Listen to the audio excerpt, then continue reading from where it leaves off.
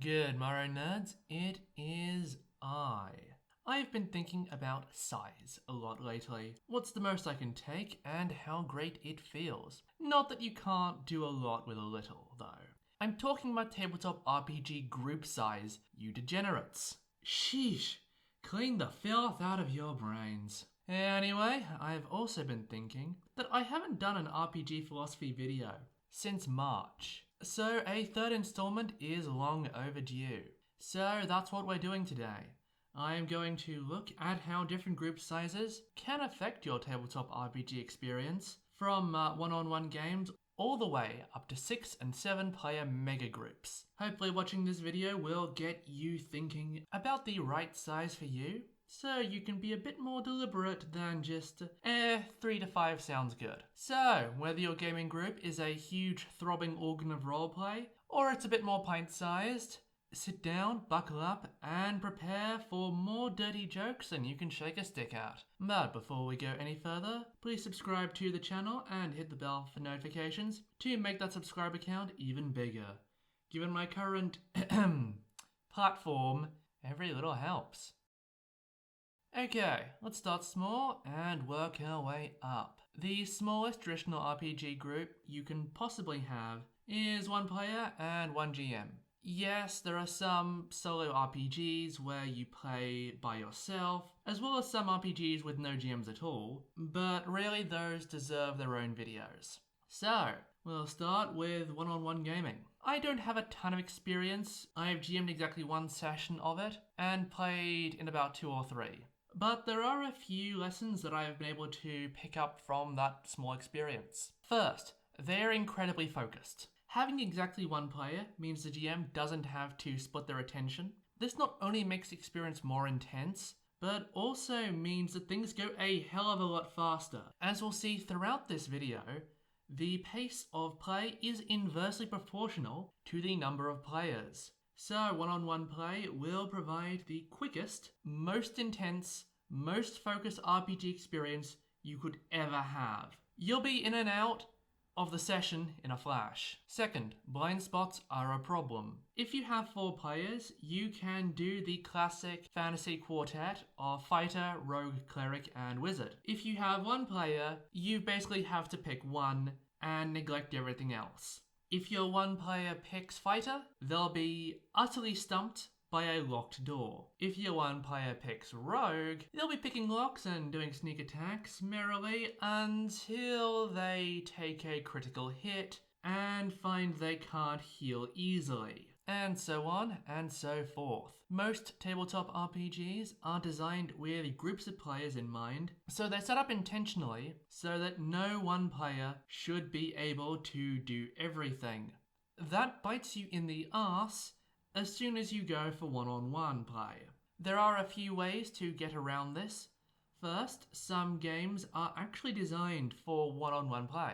I've never played any, but I do recommend you look into games like Scarlet Heroes and Ironsworn. Second, you might want to give that 1 player a companion NPC to roleplay with and to cover some of their blind spots. Finally, one idea that I've heard but not tried is letting that 1 player RP a full party of adventurers. As said, I've never tried this, so attempt at your own peril. That said, if you're going to be doing one-on-one, do something about blind spots, because if you don't, the game will suffer for both player and GM. Third, one-on-ones are the most lethal. Whether you set encounter size based on group size or not doesn't actually matter. One-on-one games will always be the most lethal. Why? Because if that 1 PC goes down, they go down. Depending on how your system of choice handles hitting 0 hit points, their death might be inevitable. While in D&D 5e, a lone PC could theoretically pass all their death saves and wake up 1d4 hours later without an ally's intervention, some games like Call of Cthulhu make death all but a certainty if an ally doesn't perform first aid on you. This is another reason you should use one of those strategies from earlier. If you don't, your game might end a bit earlier than you planned. Overall, one-on-one games aren't something you can just jump into. They're really an experience unto themselves because of all the adaptations you have to make them work. That said, I recommend trying them out at least once in your life. The experience as both a player and a GM is like nothing else. So, dim the lights, put on some music, and give your dice bag some one-on-one action. 2 players and 1 GM is really the absolute minimum you'd need for a typical non-weird RPG group, though even most games would still recommend 3. I've had a fair bit of experience with this. When I've had players missing sessions, when I ran The Haunting a month or 2 ago, I did make a video about that, check it out. As well as that one time running Conan 2D20, when I only had 2 players for the entire second half of the campaign. So, here are my observations. Point 1. Everyone better show up. In a big group, if 1 or 2 players miss the session, it can still go ahead. If even 1 player from a 2-person session misses the game, things go to hell. Either cancel the session or play it as a one-on-one. Personally, I would recommend the first. This also means that for a 2-player game to run, everyone has to be super reliable. In a 5-player group, I'm okay with 1 or 2 people having a crazy work schedule. But in a 2-player game, that's not an option. Also, no falling asleep when the session is supposed to happen. You know who you are. Point 2, tight focus. As with one-on-ones, 2-player games tend to have very swift, intense sessions. Not quite as focused as one-on-ones, of course, as the GM has to split attention between 2 players and will be able to personalize the campaign for the players with ease. The pace you get through material means you may want to consider shorter sessions. The small ones always seem to finish early. Point 3, the player-on-player dynamic is critical. When you have a 2-player group, players have limited options for who they can RP with. Sure, they can roleplay with whichever NPC the GM is currently embodying, but apart from that, there's just 1 other player.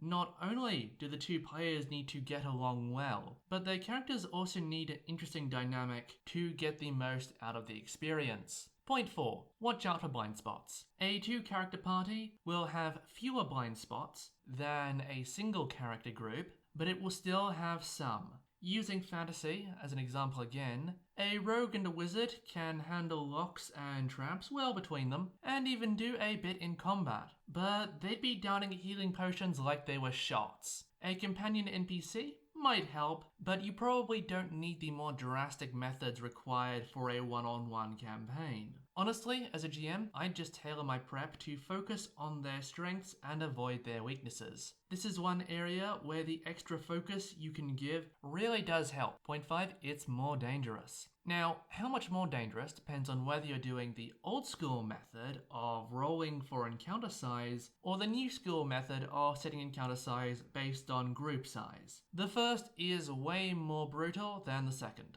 In either case, the danger is still slightly more intense. As a GM, you can't throw around tough NPCs willy-nilly or even at all. However, this danger means 2 players is actually a good size for horror games. The fragility adds to the tension.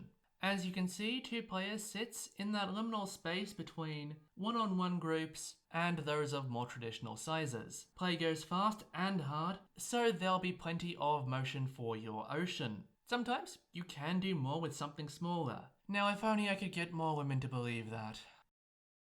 Okay, now we're getting into the lower end of normal RPG group sizes. 1. Attendance is still important. If 1 player misses a session, you're probably fine, but you can't really afford anything more than that. If 2 players miss, converting a 3-man band into a solo act is hell on earth. And even if you have someone who just keeps missing sessions, it will get disruptive. 2. Focus is still good. 3-player groups lean towards the more focused end of the traditional RPG group spectrum. As a player, you'll still spend a fair bit of time waiting around while 2 other people take their turns with the GM. And in-person GMs, beware, 3 people is where background chatter starts to happen. That said, it's still noticeably better than 5 or even 4-player groups. 3. Blind spots start to close. There might be one or two things the party can't do, but once you hit 3 people, blind spots start to disappear. As a GM, I simply wouldn't worry about them unless they become really obvious during your campaign. 4. It leans slightly deadly. 3 players can take on combats meant for 4 players without too much trouble. If you have at least one combat munchkin character at your table, then as a GM I wouldn't worry about occasionally bringing out the big guns. It is still slightly more dangerous though. To close out, 3 is pretty normal group size. Sure, it will be more focused, and maybe more deadly, but really 3 is basically the same as 4. Don't put that in your dating profile, just slide it in without a word when the moment's right, and I promise that they won't notice. Despite being an unlucky number in some cultures, 4 has become the default for RPG group size. Now, average might not be big enough for you, but it's what you'll get most of the time. First off, attendance is mixed. Sometimes you'll have everyone, sometimes you won't. Even if everyone has a reliable work schedule, no crazy personal drama, and can theoretically make the session every week, you just have enough people at that point that missing 1 or 2 people every now and then is inevitable. Just don't let it get out of hand. Second, average focus. Some GMs might find 4 as their limit, but for most of us, this is actually fine. They'll be sitting and waiting, there'll be background chatter in person, but all of it will be manageable. Trying to tailor campaigns gets a bit tricky, but it's not impossible. It's average schmaverage. And third, you get by the book balance. This applies for both combat as well as covering blind spots. Most RPGs from the last 20 years or so are designed around a 4-player group. Unless your players screw up horribly, you shouldn't have any blind spots. You can run combat encounters out of the book, and if you have more than 1 combat munchkin, you might even have to punch them up a little bit. To conclude, there's nothing special about a 4-player group. Everyone loves to gush over the big ones, how magnificent and satisfying they are. But truth be told, average can always get things done without you ever having to worry about whether it's too much to fit. I've been waiting all video to do this, but now we've hit an above average group size. Oh, big. No. It's so big. It's so big. It's so big. It's so big. Okay, now I've done the meme, let's look at 5-player groups. 1. 100% attendance is a special occasion. No matter what you do, someone will probably miss a session.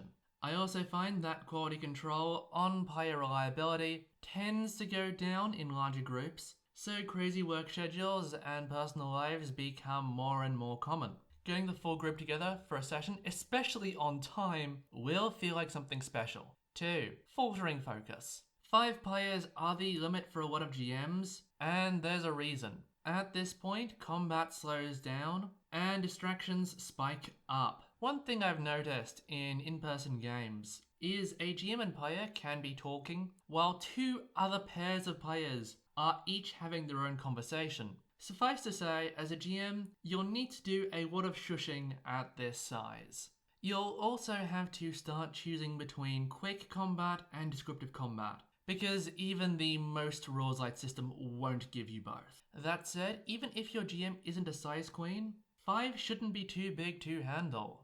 3. Doubling up on roles. While small groups have to worry about not having enough characters for every niche, big groups have the opposite problem. 4 players can do the classic fighter, rogue, cleric, wizard, while hearing melee fighters and ranged fighters are different enough, right? Is a normal thing to hear in a 5-player group. Modern RPG systems do have more than 4-player options to try and combat this. D&D 5e itself has 12, Cyberpunk Red has 10, and skill-based systems theoretically have as many niches as skills. That being said, you'll start finding overlaps between PC abilities become near inevitable. 4. The 5-player combat paradox. Having a big group makes combat slow since you have more turns in the initiative to go through. And when you start adding extra bad guys to challenge the bigger group, that slowness will count double. Yet combat in a 5-player group is actually great fun. The GM can break out the big guns without a care in the world, so you can actually have some pretty epic boss fights. That is the 5-player combat paradox. There'll always be some people who like it big. They don't want a delicate personal touch, they just want it raw. So, go ahead and give it to them. That is all. I have very little experience of games with 6 players. I've been in them very rarely as a player and never as a GM. The truth is, there is such a thing as too big. You shouldn't feel ashamed if you as a GM have a size limit. If the volume of players is starting to hurt, you should try something smaller. Besides, a group of size 6 is super hard to get together. Aligning that many schedules gets tight. Interestingly, 6-player and above was pretty commonplace back in the early days of RPGs. AD&D first edition modules routinely advertised themselves as being for 6 to 8 players. Everything was bigger back in the good old days. First up, attendance? What attendance? Yeah, good luck getting 6 players and 1 GM, 7 people in total, to all show up every single week. If you manage it, congrats, you handle big groups better than I ever could. Otherwise, expect me missing 1, 2, or even 3 people on a regular basis. Second, focus? What focus? Yeah, super large groups are so... I have copious amounts of unmedicated ADHD, so my defining memory of being in very large groups is my brain melting while I wait for my turn. The personalization you can do in small groups just isn't possible at this point. You just have to flop something down in front of your players and hope there's someone it fits. Third, high-powered combats. If you want a satisfying combat for 6 players, you're going to need to do some stretching. Just accept you have to take things slow, because rushing might make it hurt. Wait, what was I talking about? Oh yeah, combat. No matter how you do your encounters, they'll feel easy, so just throw everything you can at the players. If you're going big, you're going big. To round things out, 6, 7, and even 8-player groups are so rare, many players won't get to experience them. Some won't be able to handle them. At least as a player, they're just too big for me. But there'll always be people who can go big and go hard any day of the week. Just make sure you use snacks, to keep things comfortable. Damn, I need to stop confusing those. Yeah, no more drinking Vaseline and shoving chips in my,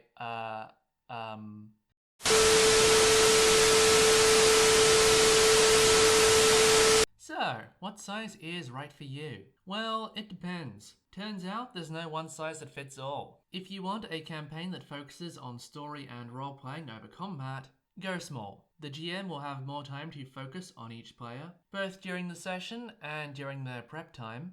Also, the troubles that small groups sometimes have in combat won't be as much of an issue. Beyond that, if you as a GM want your players to feel vulnerable, either for a horror game or just for a grittier feel, then small groups will always be more delicate. If you prefer combat though, then you ought to go big. For all people complain about combat in large groups being slow, nothing feels less epic than a fight with 2 goblin guards being a near-death experience.